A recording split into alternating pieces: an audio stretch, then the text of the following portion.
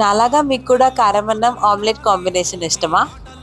Vegetables ఏమీ లేనప్పుడు ఇలా కారం అన్నం చేసుకొని తినండి. సెట్. చికెన్ మటన్ కూడా అవసరం లేదు అనిపిస్తుంది. మా మమ్మీ వాళ్ళు కొత్త కారం ఏం పట్టించారో ఏమో కానీ నేనైతే ఆ కొత్త కారంతో ఇలాంటివన్నీ చేసుకొని తింటున్నాను అనమాట.